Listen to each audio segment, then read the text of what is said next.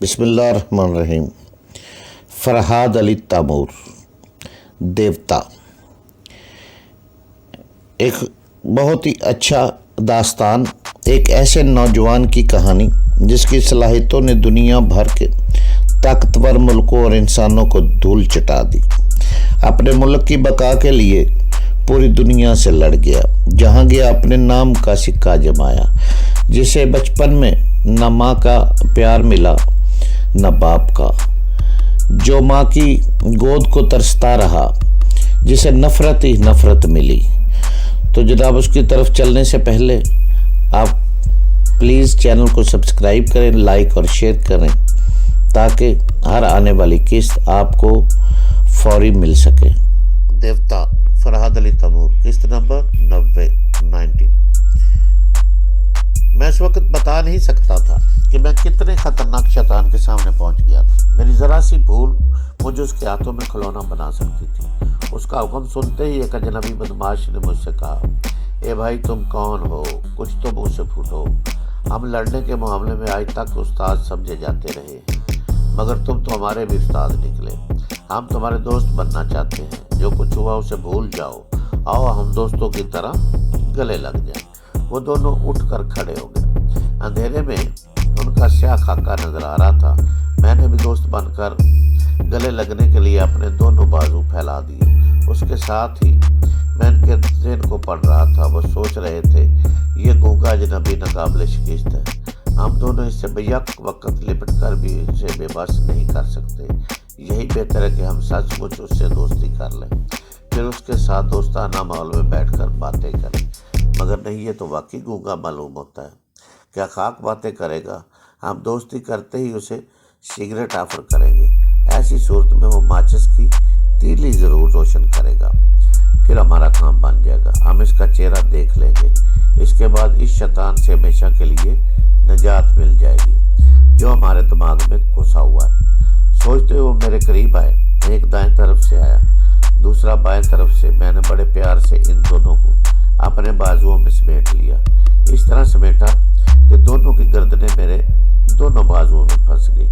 پہلے تو انہوں نے سمجھا کہ میں گرمجوشی کا مظاہرہ کر رہا ہوں، لیکن جب ان کی سانسیں رکنے لگی تو وہ پوری قوت سے تڑپ کر میری گرفت سے نکلنے کی کوشش کرنے لگے، لیکن میں نے انہیں نکلنے کا موقع نہیں دیا، اپنی گرفت کو مضبوط کرتا گیا۔ ان میں سے ایک قدرے کمزور تھا، وہ چند سیکنڈ بعد ہی ہاتھ پاؤں ڈھیلے چھوڑ کر فرش پر گر پڑا۔ دوسرے کے دماغ میں ماسٹر یوشے جم کر بیٹھا ہوا تھا اور بار بار اسے للکار کر اس کی قوت ارادی کو مضبوط کر رہا تھا، جس طرح کسی کو ٹرانس میں لایا جاتا ہے۔ اسی انداز میں ماسٹر یوشے کہہ رہا تھا، میری گردن فولادی بازو کے شکنجے میں پھنسی ہوئی ہے، لیکن میں کمزور نہیں ہوں، اس کے شکنجے کو توڑ سکتا ہوں۔ میرا دم نہیں گھٹ رہا، میرے سینے میں ابھی سانسوں کا ذخیرہ ہے۔ مجھے پورے ہوش و حواس سے کام لینا چاہیے۔ میرا دایاں ہاتھ آزاد ہے، اس ہاتھ کے گھونسے سے مجھے اس کے کو پٹخ دینا چاہیے۔ ماسٹر یوشے کی طرف سے یہ ہدایت ملتے ہی اس نے دائیں ہاتھ سے پنچ کیا۔ میں تو اس کے عمل سے واقف تھا، اس لیے وہ کامیاب نہیں ہو سکا۔ میں نے اپنے بائیں ہاتھ سے اس کے دائیں ہاتھ کی کلائی کو پکڑ لیا۔ اگر قوت ارادی مضبوط ہو تو دم توڑنے والا انسان بھی صرف اپنی دماغی قوت سے کچھ عرصے کے لیے زندہ رہ سکتا ہے۔ اس بدماش کو بھی ماسٹر یوشے کی دماغی قوت نے سنبھال رکھا تھا، لیکن اس کا جوابی حملہ اس لیے کامیاب نہیں ہو رہا تھا کہ میں چوری چھپے ماسٹر یوشے کی ہدایات کو پڑھتا جا رہا تھا۔ آخر اس بدماش کی قوت مدافعت جواب دے گی۔ اس کے بھی ہاتھ پاؤں ڈھیلے پڑ گئے۔ میں نے اسے فرش پر چھوڑ دیا۔ وہ دونوں بے ہوش ہو گئے تھے۔ پھر بھی میں تھوڑی دیر تک کھڑا ان کے دماغ میں جھانکتا رہا۔ ان کے دماغ تاریکی میں ڈوب گئے تھے۔ اس تاریکی میں صرف ماسٹر یوشے کی دستک سنائی دے رہی تھی، ہیلو ہیلو، تمہارا دماغ سوچنے سے معذور کیوں ہو گیا ہے؟ او میں سمجھ گیا، یہ کم بخت بھی بے ہوش ہو گیا۔ افسوس، ہاتھ آیا ہوا شکار ہاتھ سے نکلا جا رہا ہے۔ میں اعتراف کرتا ہوں کہ وہ بہت ہی چالاک، پھرتیلا اور بے حد خطرناک ہے، لیکن میں بھی شکار کو پکڑ کر چھوڑتا ہوں، پھر پنجے مار کر پکڑ لیتا ہوں، اور یہ مجھ سے بچ کر کہاں جائے گا؟ اب اس کی گردن تک پہنچنے کے لیے میرے پاس بہت سے ذرائع ہیں۔ میں اس کی بڑبڑاتی ہوئی سوچ کو سنتا رہا۔ تھوڑی دیر بعد خاموشی چھا گئی۔ جب مجھے پوری طرح یقین ہو گیا کہ فی الحال میرے لیے کوئی خطرہ نہیں ہے تو میں نے ماچس کی تیلی کو روشن کیا اور اپنے سوٹ کیس کے پاس آ کر اسے کھول کر دیکھنے لگا۔ کہیں کوئی چیز تو غائب نہیں ہوئی۔ سوٹ کیس میں میرا تمام سامان موجود تھا، صرف اینٹی فیلوشن کا فارمولہ غائب ہو گیا تھا۔ چوری کرنے والے ابھی فرش پر بے ہوش پڑے تھے۔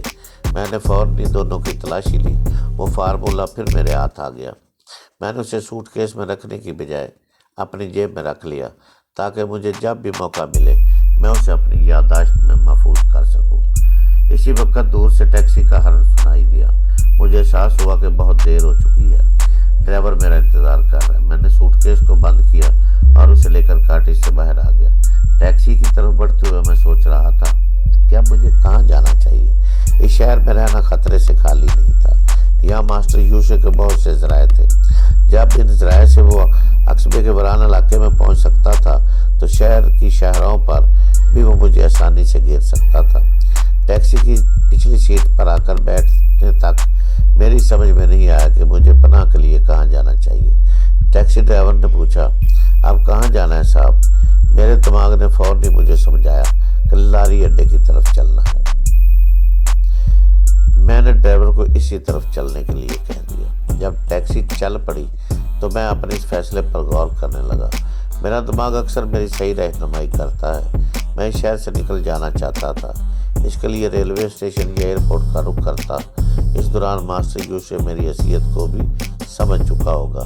میں معمولی حیثیت کا آدمی نہیں ہوں۔ اگر شہر چھوڑنا چاہوں گا تو ایئرپورٹ کا رخ کروں گا یا ایئر کنڈیشن کوچ میں سفر کرنے کے لیے ریلوے اسٹیشن جاؤں گا۔ وہ دونوں اڈوں پر اپنے اعلیٰ کار کو پھیلا دیتا اور اس کے اعلیٰ کار ہر مسافر کو سونگتے پھرتے۔ لہٰذا یہی مناسب تھا کہ میں ایک معمولی آدمی کی طرح بس میں سفر کرتا۔ لاری اڈے پہنچ کر میں نے ٹیکسی ڈرائیور کو 50 روپے دے کر اسے خوش کر دیا۔ پھر وہاں سے ایک بس میں بیٹھ کر حیدرآباد کی طرف روانہ ہو گیا۔ اس دوران میں نے صرف ایک بار ٹیکسی ڈرائیور سے بات کی تھی، یعنی اسے لاری اڈے کی طرف چلنے کے لیے کہا تھا۔ اس کے بعد میں نے فیصلہ کیا تھا کہ مجھے گونگا بن کر رہنا چاہیے۔ نہ جانے کہاں اور کس وقت ماسٹر یوشے کے کسی آدمی سے سامنا ہو جائے۔ کچھ عرصہ تک گونگا بنے رہنے میں کوئی مذائقہ نہیں تھا۔ سنا ہے خاموشی بہت سے جھگڑوں کا تصفیہ کر دیتی ہے۔ میں اس کہاوت کو عملی طور پر آزمانے لگا۔ اس طرح یہ فائدہ ہوا کہ مجھے گونگا سمجھ کر کسی نے مجھ سے بات کرنے کی زحمت گوارا نہیں کی اور میں ایک آرام سے سیٹ کی پشت سے ٹیک لگا کر اس کے بعد اپنی جیب سے اینٹی فائلوشن کا فارمولہ نکال کر اسے سبق کی طرح یاد کرنے لگا۔ میں فارمولہ یاد کر رہا تھا اور میری نگاہوں کے سامنے کاغذ کی چکنی سطح پر اجلا کی چکنی تحریر پھیلی ہوئی تھی۔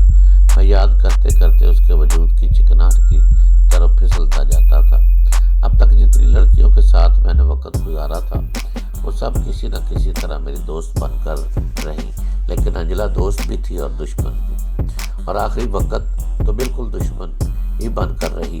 اس نے خود کو میرے حوالے بھی کیا تو انگاروں کی سیج پر۔ میں یقین سے کہہ سکتا ہوں کہ انگاروں کی سیج پر جوانی کا ایسا خوبصورت سفر کسی نے طے نہیں کیا ہوگا۔ میں بہت دیر تک اس کی لذتوں کو یاد کرتا رہا، ساتھ ہی فارمولہ بھی یاد ہوتا رہا۔ حیدرآباد پہنچنے تک کوئی ایسا واقعہ پیش نہیں آیا جس کا میں ذکر کر سکوں۔ وہاں ریلوے اسٹیشن پہنچ کر میں نے پنڈی کے لیے ایک ایئر کنڈیشن کوچ میں اپنے لیے برتھ ریزرو کرائی اور شام تک ٹرین کا انتظار کرنے کے لیے ویٹنگ روم میں ٹھہر گیا۔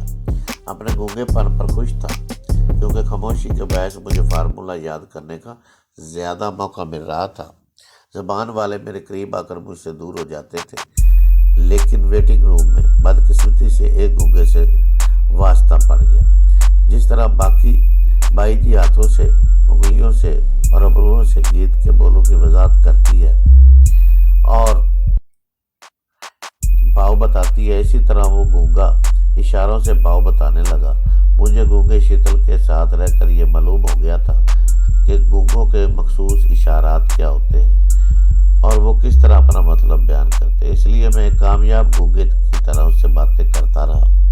मगर बोर होता रहा। शाम तक इस बतूनी गूंगे की सोबत में रहकर मुझे यूं महसूस हुआ जैसे मैं सचमुच कुव्वते गोयाई से महरूम हो गया हूँ। मैंने बारहा इससे पीछा छुड़ाने की कोशिश की, मगर इस खुदा के बंदे को इतनी बड़ी दुनिया में एक मेरे जैसा बंदा मिल गया था, इसलिए वो ज़रा सा मेरा साथ छोड़ने के लिए अब बांधा नहीं था। आखिर मैंने चिल्लाकर ज़बान खोली, खुदा के लिए मेरा पीछा छोड़ दो, मैं तुम्हारी तरह गूंगा नहीं हूँ, ज़बान रखता हूँ, अब जाओ यहाँ से। वो मुझे हैरानी से आंखें फाड़ कर देखने लगा, फिर वो हाथ उठाकर गुस्से से कोसने लगा कि मैं गूंगा बनकर उसका मजाक उड़ा रहा था। बहरहाल उसने मेरा पीछा छोड़ दिया। उसके जाने के बाद मुझे अफसोस हुआ, क्योंकि उसके साथ मेरा अच्छा वक्त गुजरा था। शाम को ट्रेन में सवार हुआ तो उस वक्त मुझे तन्हाई का अफसोस नहीं था, क्योंकि इतने हंगामों से गुजरने के बाद मैं खुद ही तन्हा रहकर ये सोच रहा था कि पिछले हंगामों में मैंने क्या खोया और क्या पाया। अपने कोच की एक बर्थ पर आराम से लेट कर जब मैंने पिछली जद्दोजहद का हिसाब किया तो बहुत सी कामयाबियाँ नाकामियाँ सामने आई। कामयाबी में ये बात शामिल नहीं थी कि मैंने अंजला जैसी हसीना को हासिल किया, क्योंकि ऐसी औरतें तो मुझे हासिल होती रहती थी। मेरी सबसे बड़ी कामयाबी थी कि मैंने अब तक मास्टर यूसुफ जैसे खतरनाक शख्स से खुद को बचा रखा था और उसकी गिरफ्त में आते आते निकल गया था। दूसरी बड़ी कामयाबी यह थी कि मैंने एंटी फायर लोशन का फार्मूला हासिल कर लिया था और उसे अपनी याददाश्त में महफूज भी कर लिया था। मेरी याददाश्त बहुत मजबूत है, एक बार जिसे देख लेता हूँ या पढ़ लेता हूँ उसे कभी नहीं भूलता। एंटी फायर लोशन की शीशी भी मेरे पास महफूज थी, इसलिए मैंने इस कागजी फार्मूले को फाड़ कर फेंक दिया। इसके बाद एक नाकामी याद आई, और वो ये कि बैल मंडू से माइक्रो फिल्म हासिल नहीं कर सका था। मैं नाकामी को अपनी तौहीन समझता हूँ, लेकिन ऐसा जिद्दी और अहमक भी नहीं हूँ कि जानबूझकर किसी गहरी खाई में छलांग लगा दूँ। मास्टर यूसुफ का दिमाग एक गहरी खाई की तरह था, जिसमें गिरने के बाद मैं दोबारा वहाँ से नहीं निकल सकता था। लिहाजा इस खतरनाक खाई से दूर भागने के लिए ज़रूरी था कि बैल मंडो के करीब न जाता। उससे दूर भागने के बावजूद उसकी मसनूई नाक और नाक के नचने में छुपी माइक्रो फिल्म याद आती रहती थी, लेकिन अब मैं उसे हासिल करने की कोई तदबीर नहीं कर सकता था। डिनर के वक्त बूफे कार में जाने के लिए मैंने लिबास तब्दील किया। नेवी ब्लू सूट और टाई पहनने के बाद मैंने तरीक शीशों की ऐनक आंखों पर लगाई, ताकि अचानक किसी दुश्मन का सामना हो तो वो फौरन मेरी आंखों में न पहुंच सके। पूरी तरह तैयार होने के बाद जब मैं आईने के सामने आया तो सबसे पहले अपनी खूबरूई पर आशिक हो गया। इसके बाद मुकम्मल सुकून से मैंने एहतियाती तदाबीर पर गौर किया। मैं गूंगा था, मास्टर यूसुफ मेरे लहजे और सोच के अंदाज को नहीं पकड़ सकता था। मेरी आंखों पर स्याह चश्मा था, इसका कोई आलाकार मेरी आंखों में आंखें डालकर मास्टर यूसुफ के लिए मेरे दिमाग तक ने रास्ता नहीं बना सकता था। मैंने अपने दिमाग के चारों तरफ मुकम्मल तदाबीर की अहनी फसील खड़ी कर दी थी। इस फसील को तोड़ने के लिए दुश्मनों को पसीना आ जाता। मुझे यकीन था कि मास्टर यूसुफ मेरे दिमाग के बंद दरवाजे से टकरा कर वापस चला जाएगा। मैं मुतमिन होकर अपने कैबिन से बाहर आ गया। बाहर आते ही कोच के एक सिरे से दूसरे सिरे तक हसीनों का मेला नजर आया। लड़कियां रंग बिरंगे लिबासों में रंगीन तितलियों की तरह इधर से उधर जा रही थी। इनमें कुछ बूढ़ियां भी थी, जवान मर्द और बूढ़े भी थे। शायद वो सब एक ही खानदान के अफराद थे। इतने बड़े खानदान के लिए उन्होंने 3 या 4 कैबिन रिजर्व कराए थे। मेरे कैबिन के करीब 2 लड़कियां हंसते हंसते ठटक कर मुझे देखने लगी। इनके साथ 2 नौजवान भी थे। उन्होंने मुझे नागवारी से देखा, क्योंकि मैं इनके हंसने बोलने के दौरान कबाब में हड्डी बन गया था, और लड़कियां चंद लम्हों के लिए मेरी तरफ मतवज्जो हो गई थी। फिर फौरन ही इन्हें एहसास हो गया कि वो बेख्तियार मुझे देखे जा रही है। वो फौरन मुँह फेर कर अपने कज़न या बॉयफ्रेंड से बहुत धीमी आवाज़ में गुफ्तगू करने लगी। इनकी आवाज़ मुझ तक नहीं पहुंच सकती थी, लेकिन ख्यालात तो पहुंच सकते थे, और ख्यालात पहुंच रहे थे। एक लड़की ने मुझे देखते ही सोचा था, माय गुडनेस कितना स्मार्ट है। लेकिन इसी लड़की ने मुंह फेर कर अपने नौजवान साथी से धीमी आवाज में कहा, ओहो पता नहीं कौन है, रात के वक्त सिया चश्मा लगाकर खुद को हीरो समझ रहा है। डियर तुम्हारे सामने तो वो बंदर नजर आता है। नौजवान ने खुश होकर हंसते हुए कहा, मालूम होता है उसकी आंखों में कोई ऐब है, अपना ऐब छुपाने के लिए सियाह चश्मा पहन रखा है। दूसरी लड़की ने कहा, शायद काना होगा। इस बात पर भी क्या के लगाने लगे। मैं मुस्कुराता हुआ उनसे दूर दरवाजे की तरफ चला गया। गाड़ी एक स्टेशन पर रुकने वाली थी। दरवाजे के पास एक नौजवान लड़की खड़ी हुई थी। मैंने उसके सामने पहुंचते ही आंखों से चश्मा उतारकर एक आंख दबा दी। वो एकदम से सुर्ख हो गई और मुठिया भींचकर बोली, ये क्या बदतमीजी है? हाँ, मैंने गूंगे की तरह इशारे करते हुए उसे समझाया कि मैं काना हूँ। उसने हैरानी से मुझे देखा। अब उसका गुस्सा खत्म हो चुका था। वो सोच रही थी हमदर्दी के साथ कि मेरे जैसा खूबसूरत नौजवान गूंगा भी है और काना भी। जब ट्रेन रुक गई और मैं दरवाज़ा खोलकर बाहर जाने लगा तो वो तेज़ कदमों से चलती हुई अपने साथियों की तरफ जाने लगी। मैं बूफे की तरफ जाते हुए उसके दिमाग में झांक रहा था। वो अपने साथियों के पास पहुंचकर उस लड़की से मुखातब हुई जिसने मुझे काना कहा था। शबाना, तुमने इस नौजवान को देखा जो भी यहाँ से गया है? वो बेचारा काना है।